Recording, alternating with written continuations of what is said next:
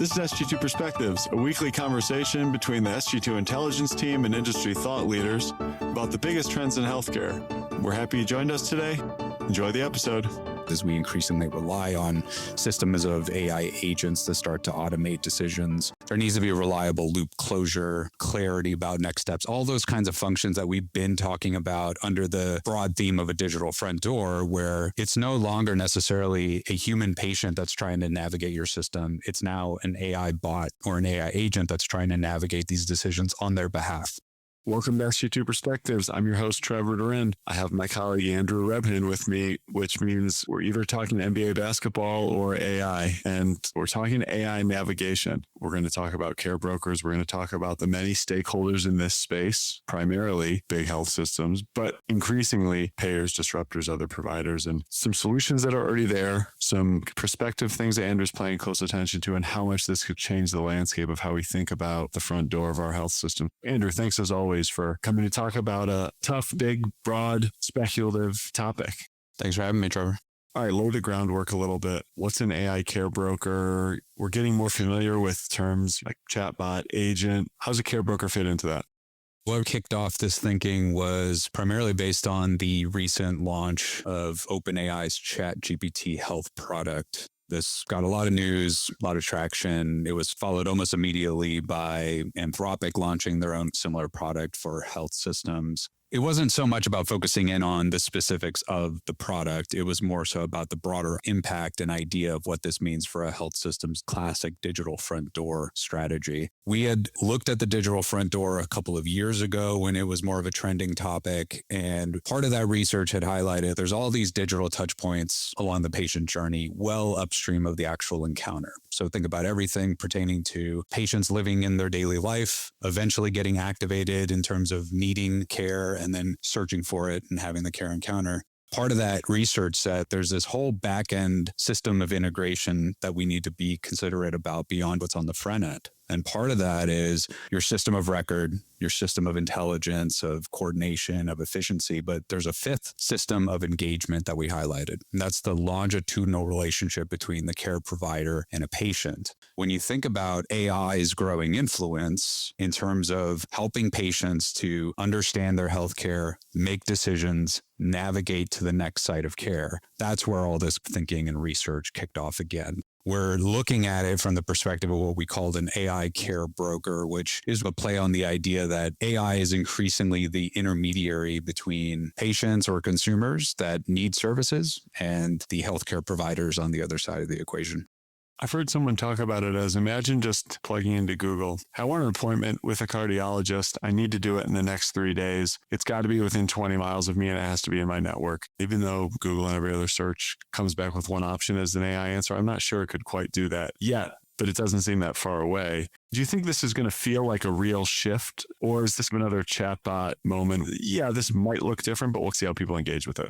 Usually when new products come out, the first thing we do is look at what failed in the past. And it's funny because Google is a really notable example of a company that tried years ago to essentially create this personal health record, and it ultimately failed. I believe Microsoft also did the same thing around the same time. So we're always looking back to see what's different now. We're all familiar with the idea of Dr. Google. So basically, even though the personal health record function didn't pan out, people still go to Google search to understand their symptoms, come to the worst possible conclusion, and then they go to their doc with all these notes and things that they found. That's one area that we already know has been established in some form or another. What's different about this age, leveraging large language models and thinking about specifically how OpenAI pitched their product, is to say it's not just searching for information. It's actually a way that patients can upload their own medical records to these LLMs.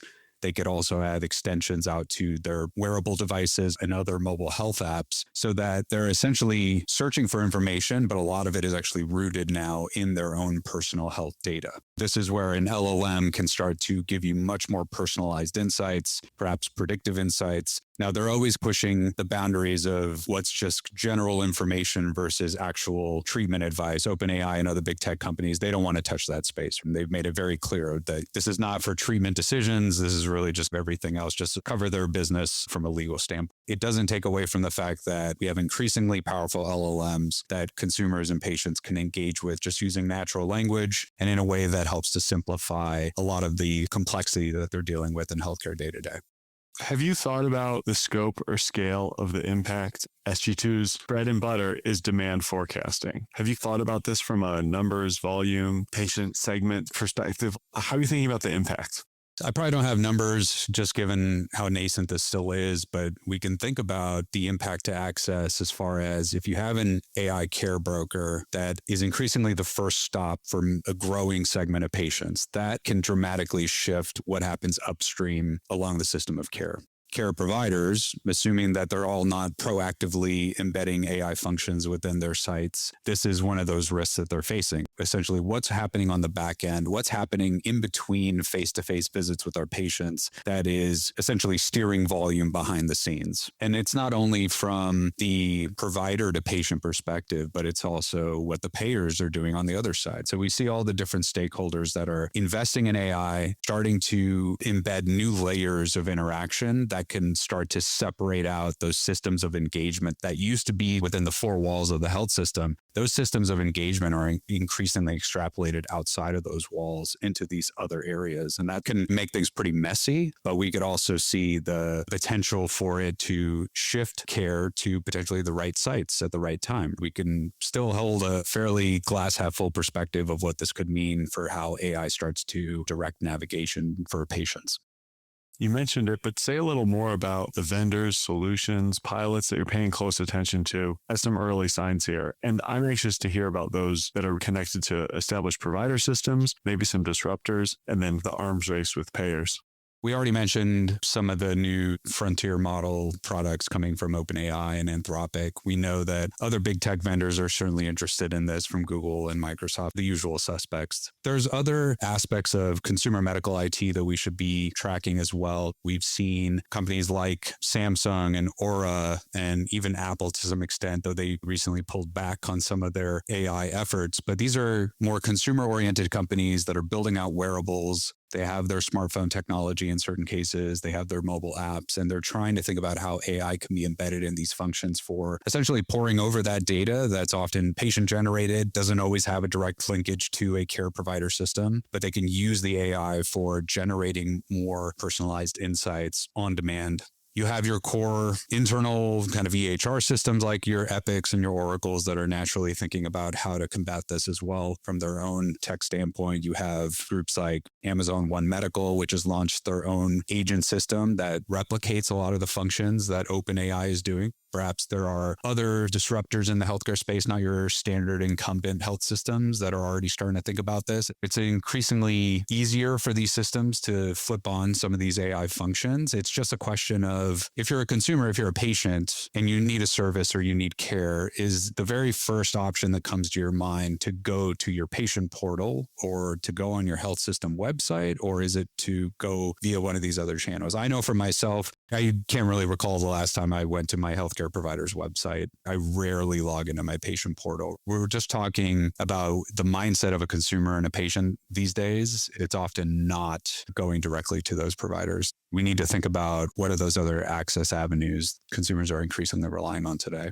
From the payer perspective, that's its own discussion and its own escalation of AI tools and use cases. But when we talk about an AI care broker as essentially an AI intermediary working behind the scenes, we do have to consider how payers are influencing this, given their pretty rapid investment in AI, the fact that they're hyper-focused on managed care and driving care utilization to help manage costs better. So we know that those discussions and in some cases controversies are happening. And so we're trying to see essentially how to effectively balance that so that all the different stakeholders are ultimately on a level playing field. Do a little speculation here. What could be some unintended consequences? I don't think when OpenAI launched ChatGPT, it thought, primary function is going to be people like making cat videos of cats singing Frank Sinatra. the way patients are actually going to interact with this is probably going to be slightly different than the way whatever stakeholder intends. What have we learned so far about how people are interacting with different AI tools and like how might it apply to this circumstance? An already complicated decision where they don't have perfect information about how to make a decision. There's probably a few ways to think about this. On the one hand, we have to consider how many patients, when given the option to upload their medical records and other personal data into an AI tool, actually trust the company and the products they have.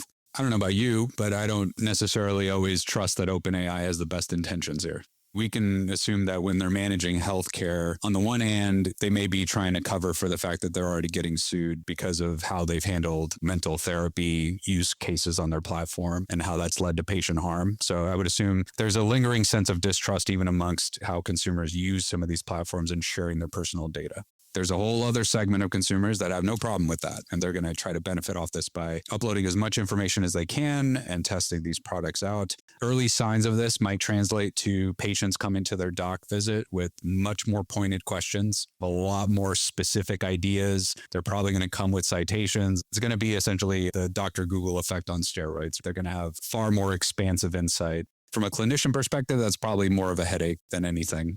They may have to spend more time filtering through that. It's just going to be a very mixed bag depending on how consumers initially trust AI systems to begin with. We know that that's shaky right now. It'll certainly change over time as people are continually exposed to these tools and start to understand ultimately how they work and what they could be used for. It's definitely early days there.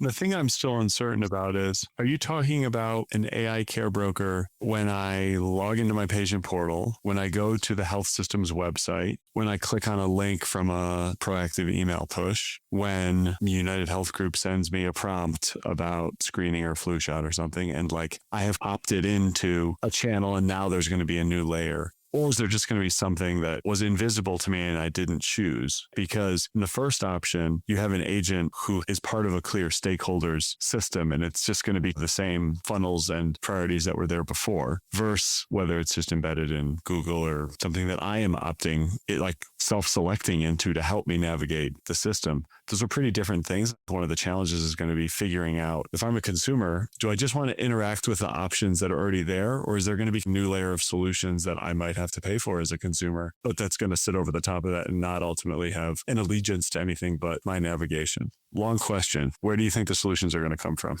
It's natural to assume that a lot of the existing institutions are going to try to build out their own channels to funnel into their existing systems. Also, though, part of the care broker function that we were talking about in our recent research was essentially AI that could start to treat healthcare providers almost like an API. It's essentially scanning a marketplace of services to match the demand and calling up services depending on where they see the need being addressed in the most efficient way. Part of that care broker equation is that the healthcare provider needs to make their services essentially transactable, more transparent, and easier to function for that care broker to ultimately point a patient to their system. Because what's a truly neutral AI platform that exists out there? There really isn't one. There's always going to be a platform or a point solution that's tied to a specific company that's often sitting on some proprietary stack. So what's that neutral AI that everyone taps into that steers them to something else? I'm not sure yet. For now, we're going to be seeing a lot of increased fragmentation as people all try to essentially bring AI under the roof of their own business and try to fish for the different consumers in the marketplace.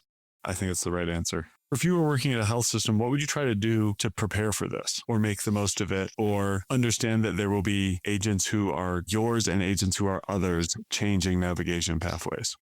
We ultimately settled on a few early actions that are worth focusing on now. I think for one, we're talking about the idea that we want to make as many actions transaction ready as possible. So we're talking about anywhere where an AI agent that's essentially operating on behalf of a patient, anywhere where they're hitting ambiguity, conflicting options, dead ends, those are the types of areas that we want to focus on. So there's a difference between, for example, providing online scheduling as an option, but actually actually making it successfully completable is how we said it. There's a lot of digital solutions that just because they're digital doesn't mean that we've essentially solved some of the friction points that exist there. There's other aspects of this where we want to make essentially the organization needs to have design choices that provide greater transparency, whether it's related to access or cost or other factors that are important to consumers. They need to have those clear escalation pathways to humans as we increasingly rely on systems of AI agents to start to automate decisions. There needs to be a reliable loop closure, clarity about next steps, all those kinds of functions that we've been talking about under the broad theme of a digital front door, where it's no longer necessarily a human patient that's trying to navigate your system. It's now an AI bot or an AI agent that's trying to navigate these decisions on their behalf. So consider all of those digital pathways and digital friction points that an agent needs to function through. And they're going to go through the path of least resistance in order to achieve the goal that they've been given by the consumer. Keeping that frame in mind, that ultimately has you revamping your digital front door strategy. I feel like a lot of folks really kicked that off several years ago, and they've since put it on the shelf. You don't really hear that term as often these days as you did a few years ago. It's certainly something that executives need to keep top of mind. So that includes even just hypothesizing, if in the near future you get 10, 15, 20% of your patients now being steered by an AI care broker, are they going to steer to your system or are they going to steer around your system? And why is that? You need to have those discussions now. The AI agent as a new consumer segment. I like that spin. That's cool. Thanks for sharing this new research. I know it was a lot of speculation. Thanks for doing this and pushing the envelope for our members. I know it's a hot topic. Thanks for listening to this episode of SG2 Perspectives. Please don't hesitate to reach out to SG2 if you have questions or suggestions for future episodes.